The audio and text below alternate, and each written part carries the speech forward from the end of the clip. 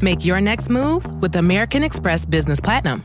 You'll get 5 times membership rewards points on flights and prepaid hotels booked on AmexTravel.com. Plus, enjoy access to the American Express Global Lounge Collection. And with the welcome offer of 150,000 points, your business can soar to all new heights. Terms apply. Learn more at americanexpress.com/business-platinum. Amex Business Platinum. Built for business by American Express.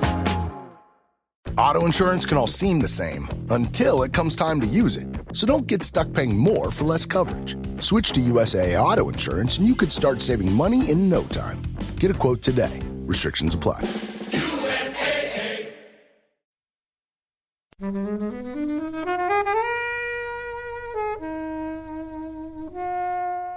I did think that the music wasn't that remarkable. I don't know how much that I couldn't hum you any of the songs.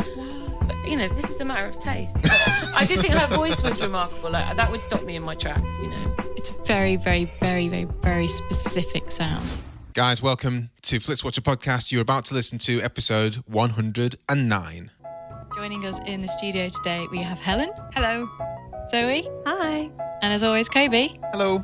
And we are reviewing the 2018 film Hearts Beat Loud. And if you want to hear more about us or read more about us online, come to our website, flixwatcher.tv, visit us and join in the banter with us on Twitter at FlixWatcherPod, and head over to iTunes, subscribe to us, review us, and share with your friends. All films featured in the podcast were available to stream on Netflix UK at the time of recording, and please be aware there will be spoilers and some language that may offend. Hello, film fans. Welcome to this episode of Flixwatcher podcast. Joining us today, we have Helen and Zoe. If you would like to say hello and introduce yourself to our lovely listeners, please. So hello, my name is Helen O'Hara. I write for Empire Magazine, where I'm the editor-at-large, and I'm also on the Empire podcast. And then I write for anybody else who'll have me, really. I mean, I'm not picky. And I've written a couple of books. I wrote one that came out last year on 80s movies. Can you tell us a bit about the 80s movies? Also, I really want to hear about your millions of marathons you've done over the past couple of years. I just did number 21, actually. Whoa. Yeah. That's amazing. Last weekend. It was extremely bad and very, very slow. And like even by my standards, which is pretty slow. But it was up in the Lake District, so that was pretty. But yeah, I got the bug. I did one marathon and it became habit forming. Yeah. Just say no, kids. And yeah, here we are. Because I've done one marathon and that for me was like, I think that's a line. Well, only one marathon. Yeah. I've done a half and I don't want to do the other half. No. I mean, I did 10K once, whatever. Yeah, but like those are nice distances, right? A marathon, as you know, Goey, is insane. It's crazy. It's insane. I know I'm a triathlete as well. I know people have done Ironman and stuff like that. But I've done one marathon and I know people who will do lots and lots of Ironman. And I told them about you and they're like, how many, sorry? In when? So it is genuinely astonishing what you've done. But you see, this is the thing. I now meet people who do way more marathons than me because I go and You're I meet in that club these. now. Yeah, I'm in that. I see them. But like, there are people who do 250 in a year. Yeah. Oh my God. I know a guy who is well north of 1,000. So it's, you know, I am a mere dwarf by those Have you got a standards. favourite one? Yes, Salisbury 54321. It's a gorgeous trail race, so there's hills and lanes and fields and such, but it's just the most beautiful marathon. You finish up running past Salisbury Cathedral, which is gorgeous. I mean, you can't go wrong with the Gothic Cathedral, can you? Not at all. And who are you? I'm Zoe Jeyes, and I am comedy and podcast programmer at King's Place in London, and I'm also programmer and producer of the London Podcast Festival, which is coming up in September. So deep in the podcasting world here in the UK. Yeah, I'm very involved in podcasting in the UK. Yeah. Too involved. And a podcast mega fan as well. I absolutely love. I am never not listening to a podcast, except now when I'm appearing on a podcast. Yeah. Do you get this thing when people start talking to you when you listen to a podcast quite intently and you're like, oh, human contact, or listen to the next 5 minutes? Yeah, I mean, I'll take like one earbud out and then put it back in again. And determine if it was required. Yeah, to speak to exactly. them. Yeah. We're talking today about Hearts Beat Loud, which is your choice, Helen. It was, yes. So can you tell us why you chose it and give us a 2-minute synopsis? I just thought this was really charming, this film. So it's from director Brett Haley, and it's kind of a little film that I think came a bit out of nowhere. Nobody seemed to be psyched about it in advance, really. It hadn't got a lot of buzz. And then I think it's charmed everyone I know who's seen it. So Nick Offerman plays a record shop owner who is a single parent to his daughter, who's played by Kiersey Clemons, and she's about to go off to LA to college. They live in Brooklyn, in Red Hook, and he's kind of spinning out of control a little bit with the prospect of losing her. Meanwhile, his mother, who's played by Blythe, is going a little bit senile in her old age. She's suffering from dementia. He keeps having to bail her out. Toni Collette is his landlady, and there's a little bit of a frisson there. Meanwhile, his daughter is kind of falling in love for the first time with Sasha Lane's character. So there's a lot kind of going on, and it's ultimately, I think, a film about opening up to people and trusting people and dealing with change and dealing with things we don't want to have to deal with in life and figuring out how to kind of get through it anyway, I guess. You missed out the whole bit about the music as well. Oh yeah, there's a lot of music. Well, so yeah, this is it's kind of a musical film in some ways. I mean, there's only three or four songs. There's 3 main songs and variations on the others. Yeah. But basically, he's a musician from way back. That's why he set up the record store initially, and that was to kind of give a stable life to his daughter when she was a baby. And both he and his wife used to perform. His daughter's also musically gifted, and the two of them have jam sessions together. And she starts coming up with these love songs, obviously inspired by her new relationship, and they're kind of inspired to go together. So there's the sort of, they're suddenly making the best music of their life just as she's about to move the whole way across the country. And so there's a little bit of him trying to hold on to her for that reason, as well as just the obvious family connection. Helen, what were your thoughts? So I had never seen this before, but I have vague memories of maybe you saying to watch it. It's all over my Instagram. Yeah. People to watch this film, because I don't think enough people have seen it. But had it only, it's not long been on Netflix, so has it? Yeah, I think literally the day it came on Netflix, I was like, the whole poster is, watch this film because you need to watch it. And also, I did a top 10 of my films of last year, and this was in the top 3. I think it's only been on for a couple of months on Netflix. Less than that, yeah. I mean, this film has me written all over it. I knew, yeah. So yeah, I thought it was brilliant. I thought it was really charming. Definitely, that is the word of it. And I really like the songs. I really like the characters. Yeah, it's really lovely. It's also got Ted Danson in it, being It does. great. Yeah. So yeah, it's a really great cast. Everyone in it is, giving it their all, and it's like a kind of High Fidelity, but with a lot more heart in some ways. Zoe, sorry. No, I was just going to say, it does feel like one of those 90s music store movies, like High Fidelity, like Empire Records or something. It's got a real 90s feel to it, kind of nostalgia. What are your thoughts, Zoe? Wow. Well, I watched it for the first time last night, and I hadn't watched it because I knew a lot of people had loved it, you included, and it had been recommended to me a lot, including when it had its theatrical run. But I honestly thought from the trailer and from the promotional material that it looked a little bit twee, which and I didn't think that I would like it. Because it's funny you say about High Fidelity. High Fidelity is one of my favourite films of all time. Same. And that's my favourite book as well.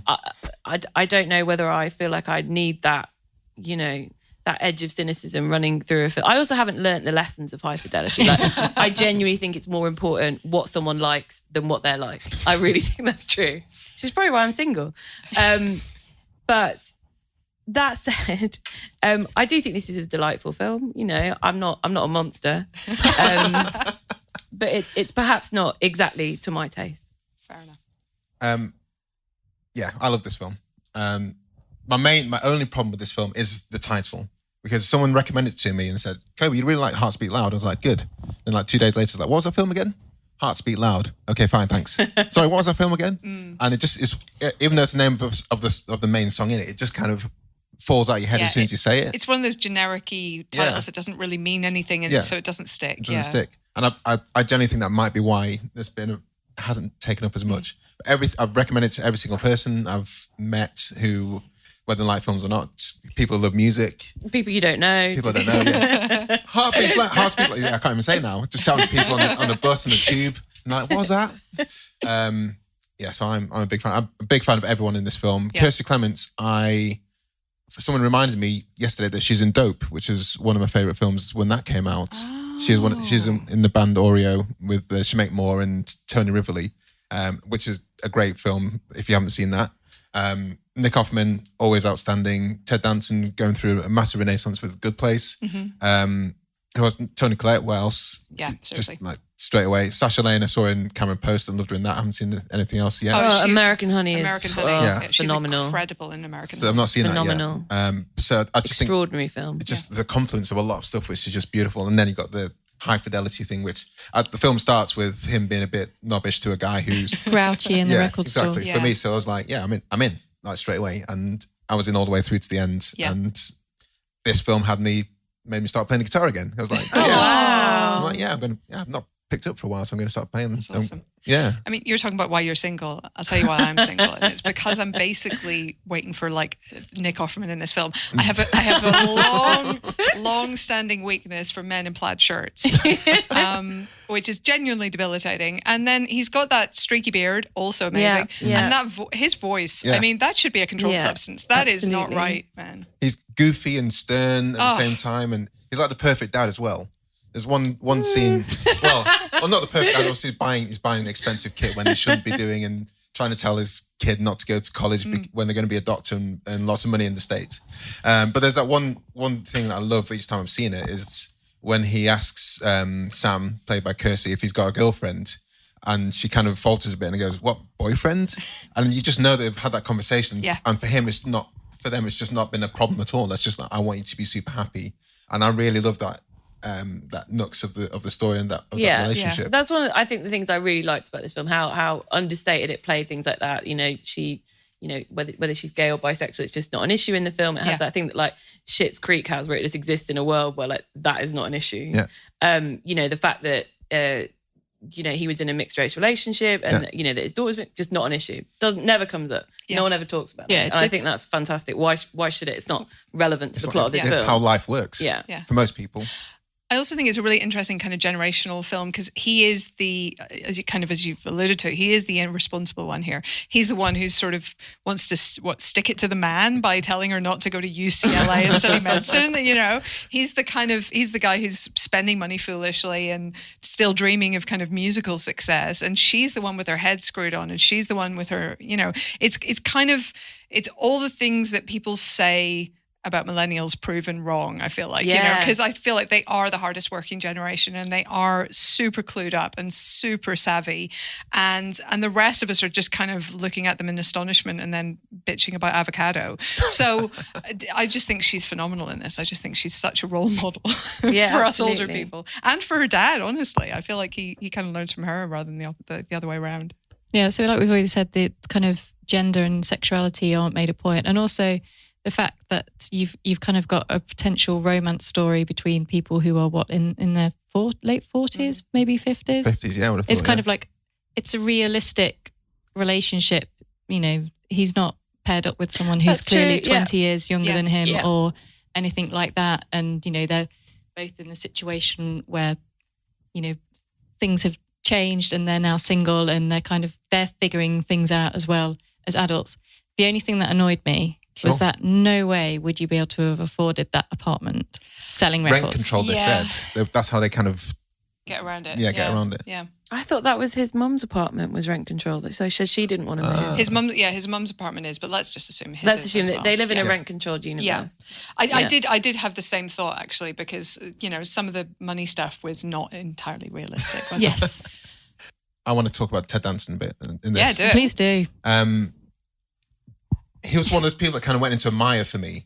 And then when The Good Place started, it's like, Ted Danson is like the best person ever. What about Bored to Death? Did you not watch that? I didn't watch that, no. It's brilliant. He was also in CSI Crime Scene Investigation for a while. Was he? He was, yeah. So which city? Vegas. So after Grissom left, is that, I don't know, is that... There was is that some Morpheus. was in for a bit, and then Morpheus. Lawrence Fishburne. Lawrence Fishburne, I thought Sandman. Morpheus, obviously. which didn't quite work. And then just before it died a bit of a death, Ted Danson came in, and Did he revitalise it in any way? I mean, it kind of died after Grissom left, Sure. unfortunately. But it was he kind of brought a little bit of Ted Danson-ness to the role, Yeah. and seeing him then with his very, very white hair, Yeah. he just kind of has this sort of sparkle and magic. And I kind of like how he's sort of embraced his agedness Yeah. and not kind of, tried to stay youthful. He's kind of become like this Yeah, he's white amazing. wizard. Yeah. He seems to me to be having the best time of his life at the moment. Yeah. And when he appears I think the biggest one is when he's in Curb Your Enthusiasm, whenever he's in those episodes, he's always having like the best time as well. Yeah. I think he and Mary Steenburgen are just absolute couples goals, Oh my aging God. goals, like And everything. Such babes, the pair of them. Such babes. Yeah. Kiersey Clemons has got a great singing voice. She does have a lovely voice. Yeah. I did think though the music wasn't that remarkable. I don't know how much that I couldn't hum you any of the songs. But, this is a matter of taste. But I did think her voice was remarkable. Like that would stop me in my tracks, It's a very, very, very, very, very specific sound. What? Like what? Though? It is that kind of American Broken indie. social scene kind of. I thought it was a bit poppier than Broken Social Yeah, Scene. a little bit, but it's got those bits about it, like the rhythms and the mixing and the samples and things. It's a very, very specific sound. One thing that I didn't like is, to skip to the end when they are performing in the record shop, which is, they're obviously that's a cinematic trope that happens a lot. I don't know how much it happens in reality, but it seems, it's just the band are just going to play here, sure. And they have like just a few grumpy people who are like, not paying attention. $3 and then they for- do that thing where they all gradually turn around and then a couple of them start nodding their heads and suddenly there's a crowd of people. And I'm like, I think I would just leave the shop. Didn't that happen though? That was a trope in High Fidelity when they play the beta band and everyone starts swaying and like. But he's making a joke about how easy it is to Sway convince them. people to Yeah. buy the beta band.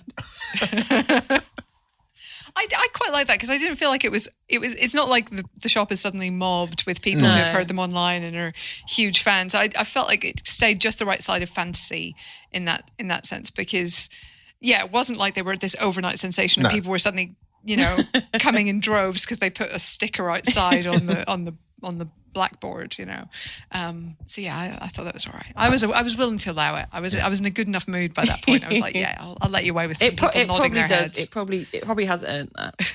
I think the key thing here is that they've got listed on a playlist on Spotify, which means very little in terms of how much they'll actually make from it or anything like that. And Nick is made up for that.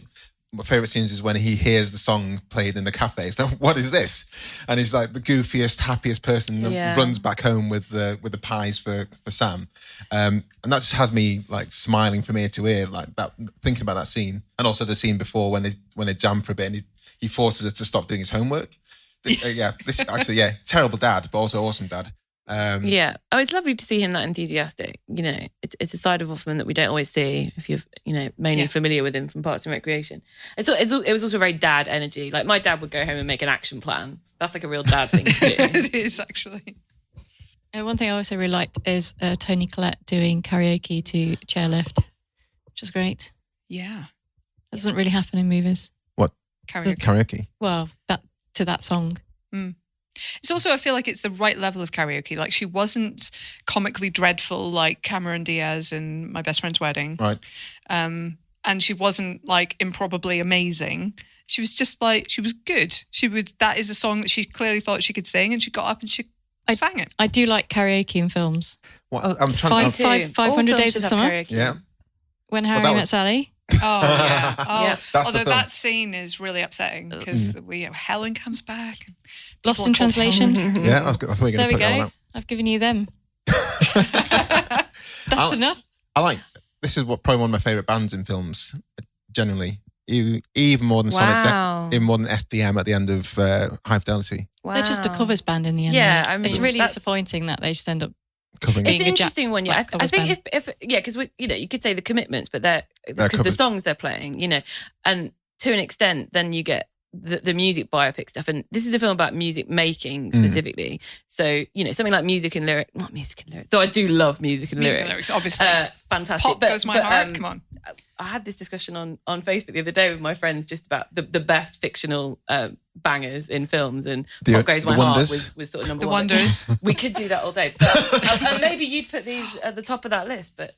I know what it is, and I'm trying to remember the name of the film. Oh yeah, I got it. Sing Street. I thought Sing Street. I was going to say Sing that, Street's but one. Kobe says the songs are crap in it. I know. See, Dare you? this is I'm going to put my stall out here again, and I will continue to defend my point. I love everything about Sing Street. I love the 80s-ness. I love the making the videos. I love the way they go away and like super influenced by Top of the Pops the night before and become like Aha the next day and Duran Duran. But the songs for me just don't hit the mark. But I like these the songs. I like the songs. Oh yeah, I'm saying obviously please love the songs if you love them. But for me, like if I was at university or just when I still used to go clubbing and Everything Must Go came on for this, I'd be literally bouncing around the room when the kind of hook comes in and stuff like that. But for Drive It Like You Stole It, I'm like, Drive It Like But You you Stole wouldn't It. dance to that. You'd only dance to that if you were 8 in 1988 anyway. Yeah, but it's not whether you dance to it or not. It wouldn't hit me I wouldn't think, scroll to Spotify, which song should I pick? That would never, Yeah, I mean, that would happen that's zero a times period for me. film, and they're trying to recreate a very specific kind of music in the same way that music and lyrics is. This is different. This is sort of like contemporary. This is supposed to be contemporary, credible music, and I think her voice is very credible. But I think there's a reason. Like I wouldn't buy this album, you know. I did. I've got the vinyl. Oh, that's so cute. I think the one that really stands out to me, and again, maybe it's just because it's got a bit more rawness to it, even though it's had enormous commercial success and won an Oscar. But like, I think Once did it really well for Once me. is Well, incredible. more recently, Shallows as well. That wasn't the best song though in the film, was it it? was.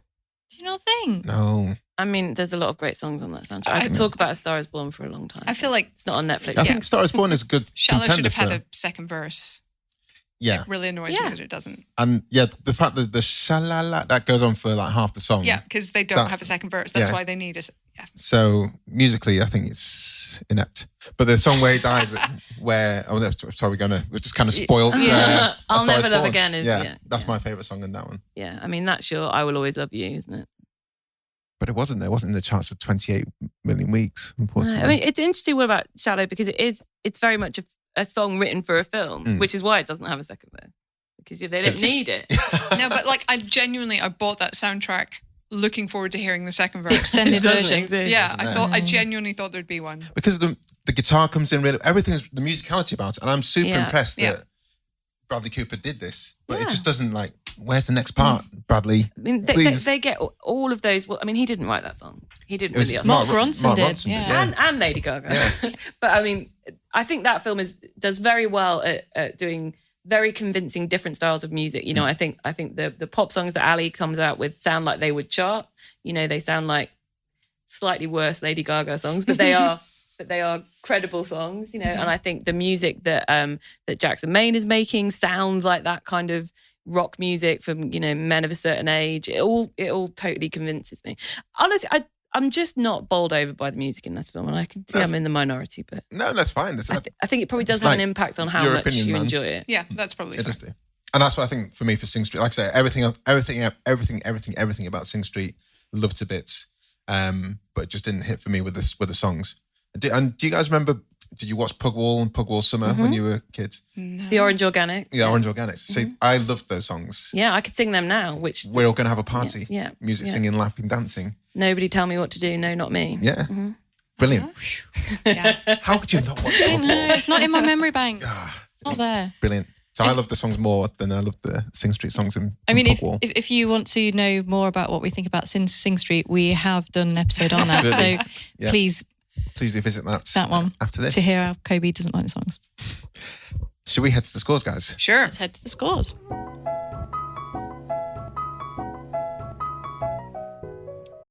The Apple Watch Series 10 is here. It has the biggest display ever.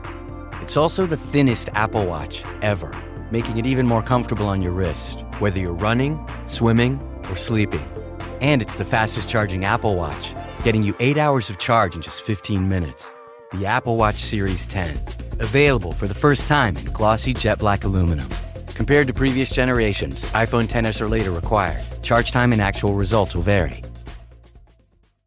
So, welcome to the spreadsheet of dreams, I like to call it. And the scores are all out of 5. You may have decimal places if you wish. And we will start with you, Helen, with the recommendability, please. I think this is a super high recommendability for me. I think I'm just going to go 5. I mean, I could split hairs and say, oh, there's probably some people who won't like it, but to hell with those people. I'm saying 5. Zoe, yeah.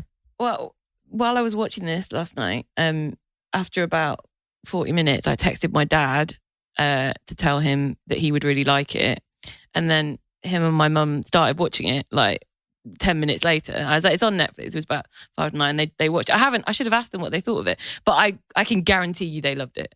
So I think on the basis that I recommended it while I was watching the film, I'm going to have to give it a 5. Helen? I mean, should you watch this film? Yes, you should definitely watch this film. And I think if you watch it and, I don't know, you can't make it through an hour and 37 minutes of it, and you don't smile once or feel a little bit charmed by it, then you have no soul. Maybe you have soul, but you're not a soldier. Yeah, beautiful. The Killers call back. It always goes back to the Killers. Don't do that. I'm sorry. I'm really sorry. So yeah, a 5. I mean, it's everything that we said it is. This. What do you think I'm going to score this as, Helen? I don't know. 4.9.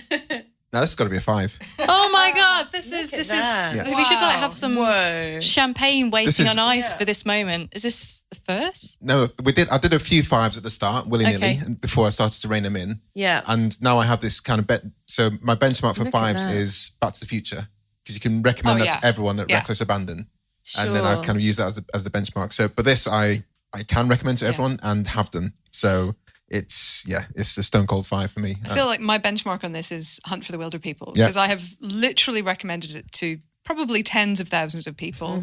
Well, you have them via the media via the podcast. podcast. And I think I've had one person who liked it but didn't love it, and that is the most negative feedback I've had on that film.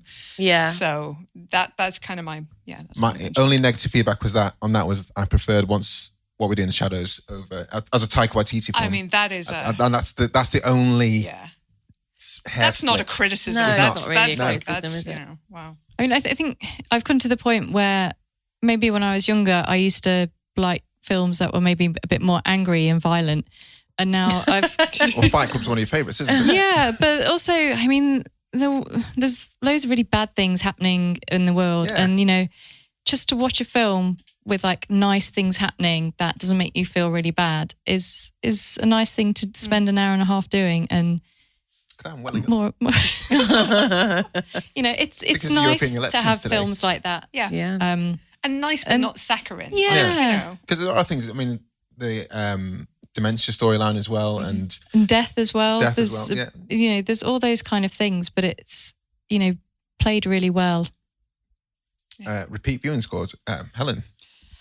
I'm actually going to go 5 again on this, because I had no hesitation in watching it again, and I feel like I'm likely to watch it repeatedly. It's going to be. I feel like it's going to be one of those films, like Captain America: The First Avenger, that I will just put on. Yes, really. That I will just put on a Friday night, because I'm like, I know I'm going to have a nice time when I watch this, and I know it's going to kind of relax me.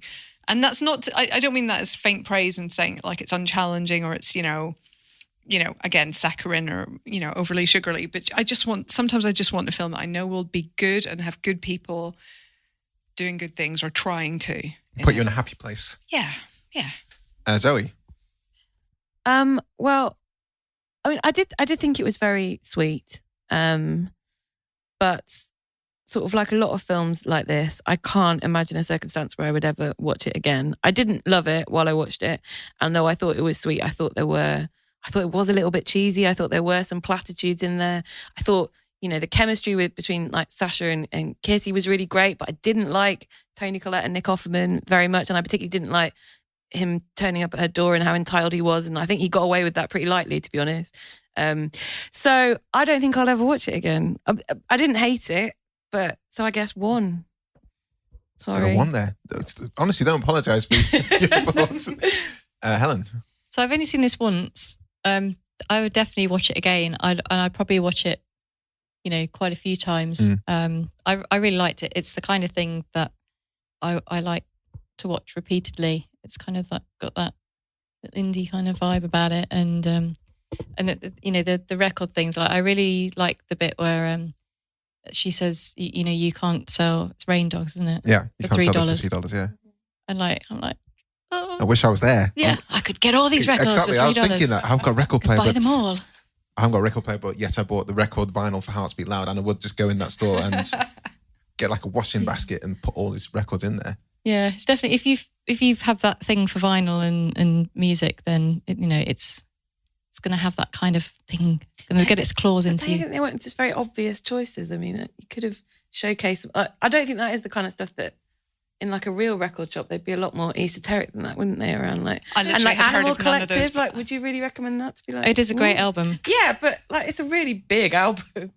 I don't know. Is it in America though? Maybe not. Maybe It's the same way in that the beta band are not particularly big in America as big. Anyway, we're digressing into Digress music away. chat. It's fine. So 4. Go for 4. 5. Boom. Seen it 4 times in like 4 months. Have you? Yeah, loved it. Went. So I saw it like October last year. No, maybe November last year. And then went on holiday to New Zealand. On the way, stayed at my in-laws' house in Melbourne. And I was like, guys, you need to watch Hearts Beat Loud. And they went straight away to look at it and watched it then. Watched it when I came back, and then watched it like last week. And again, I was just like, each time I was like, this is magnificent. I'm going to watch it again a few times a year, I'm sure, for a long time. Surprised you didn't pick it for our special. It wasn't out then. Oh, okay. That's fine. Small screen score. I mean, I don't feel like it suffers from the small screen. It's not a, and I don't mean this in a pejorative way like it's going to sound. It's not a beautifully shot film. It's very well shot. It does the job, but it's basically people in rooms talking for the most part. Occasionally people go outside and talk. But that's all it is. So there's no sort of, sweeping vistas of magnificent whatevers. So yeah, I think it's fine on the small screen. It's ridiculous. I've got this string of 5 so far. Maybe I'll just put a 4 just for the sake of being different. You can bring all the 5. You know what? Kobe wants you to put a 5. I can tell. I'm just going to put a 5. I don't care. Put a 5. Zoe. Absolutely. I mean, I think this is a perfect film to watch at home. And I don't think it'd suffer at all. In fact, I think it probably be a slightly more pleasurable experience watching it at home than in the cinema. I think there's some really lovely. Some of the things I really liked about this film are kind of the quieter moments, particularly between Sasha Lane and Kiersey Clemons. I think that beautiful speech that Blythe Danner gives, really gorgeous, about meeting her husband. All of that was really lovely, and I think it's quite televisual, in how it's shot. So I'll give it 4. Helen.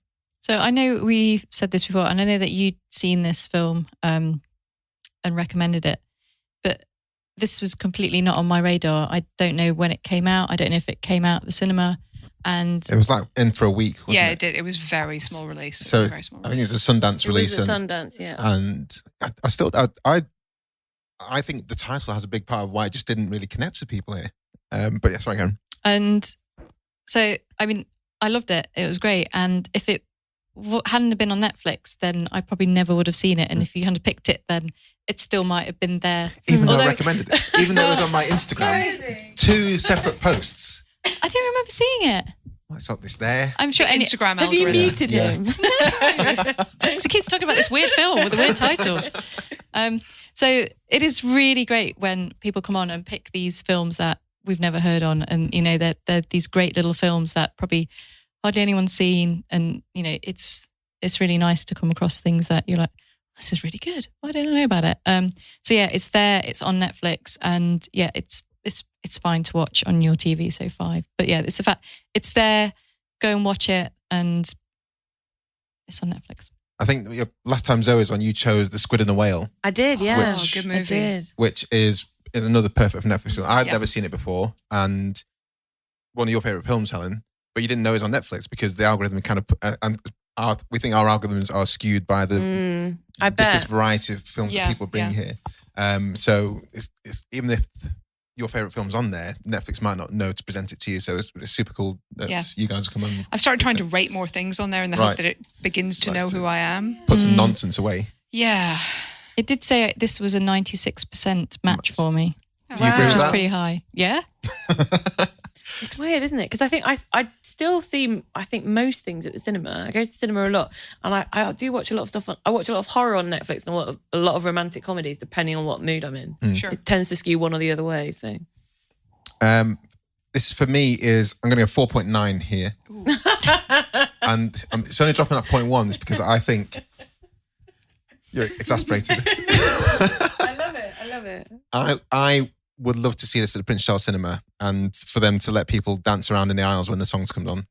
And that's for that one particular scenario. I'd like that to Do you happen. know, we're thinking of, because we're not a cinema at King's Place, but we have the most spectacular acoustic in Hall 1, and we're thinking of ways that we might be able to show maybe films specifically where the soundtrack is the thing that you would go and see it for. Yes. Maybe we could show it for you, Kobe. Do it. You could do it with the double bill with High Fidelity. Oh, yes. Oh, good Lord. I mean, that would get me on board. Yeah, let's do it.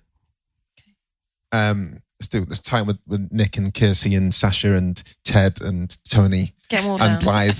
Get them all When they down. happen to be here at the same time, Sure. we'll organise Sure. it. We'll organise it. Amazing. Engagement score. Yeah. So this is, I mean, like, okay, if I was reviewing this for Empire, which I didn't, I would probably give it a 4-star overall, right? But I am going to give it another 5 here. So I'm going to have a straight run of 5s. Just because on these criteria, I feel like it's a 5-star film. I didn't look away. I wasn't tempted to look at my phone. I just watched the movie. Even at home, even for a second time, even though I'd seen it before, I wasn't distracted, and it on this criteria, it's a 5. Yeah. So, yeah. Can only play to the rules that we've Exactly. been given. Yep. Zoe. I think I was very engaged to start with, and I think a lot of that is because I didn't know a huge amount about the cast. So I was going, oh, it's Toni Collette. Oh, it's Blythe Danner. Oh, it's Ted Danson. And that's very, this is amazing. And then I think I did look at my phone a little bit, and I think I did get a little bit You did bored. Shazamming, didn't you? You Shazam to get the soundtrack. For sure. That's allowed. For sure. That's extra engagement. So, I mean, I'll give it a 3.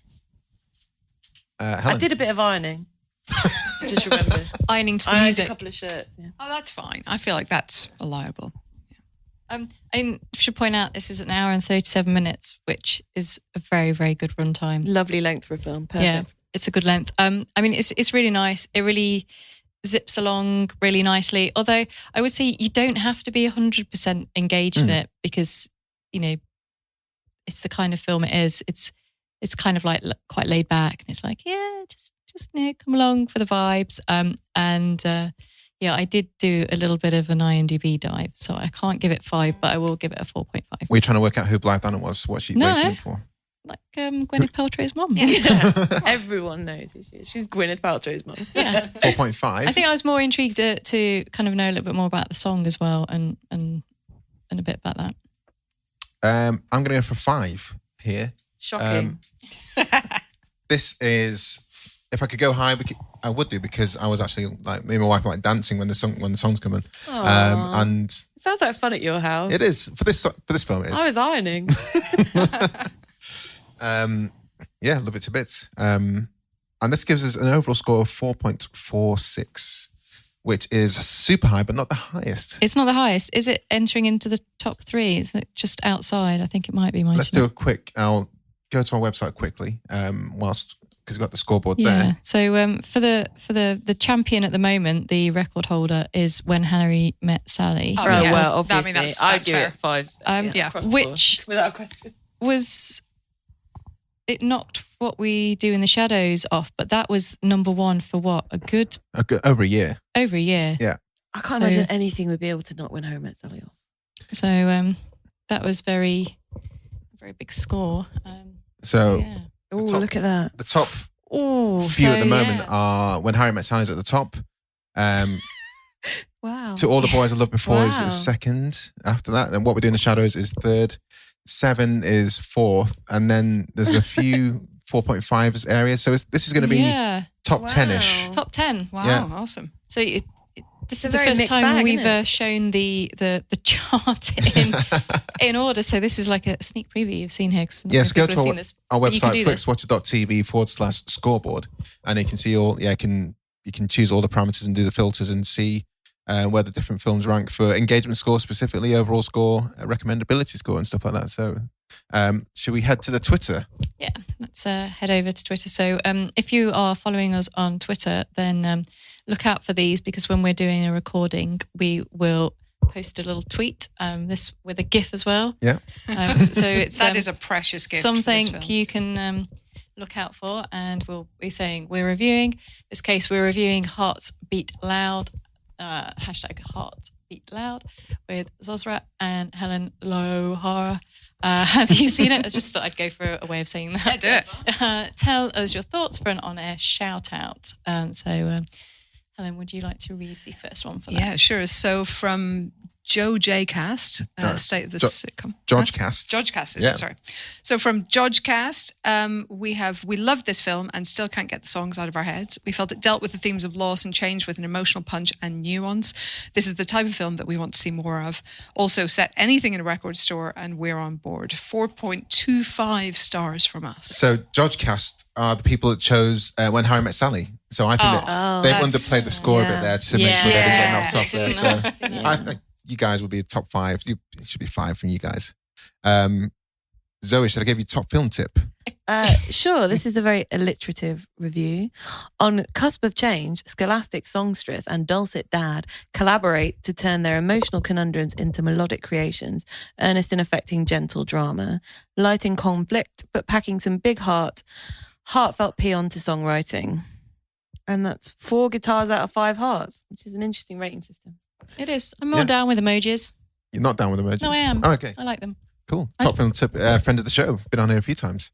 Helen, do you want to take the next one? Oh, it's a bit of a fractured Oh, one. I'm going to go to... So some people just posted their links to their reviews, which I'm not going to allow.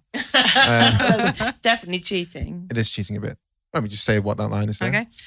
So Brandon Stanwyck says Hearts Beat Loud was one of my favourite films of last year. He gives it 4 out of 5. Yeah. Last one is from the IMDb Journey podcast. A sweet, heartfelt drama with some quality music and solid performances, and they've gone for 4 stars. Fantastic. All seems fair. Lovely. Yeah, I think it ties in with what we've been saying. Helen and Zoe, can you tell us where we can find you online? And then we'll say goodbye to Jasper and whoever else is listening. So I'm on Twitter at Helen L. O'Hara, or you can find me on the Empire podcast every week and occasionally in the King's Place doing a live podcast. So look out for us there.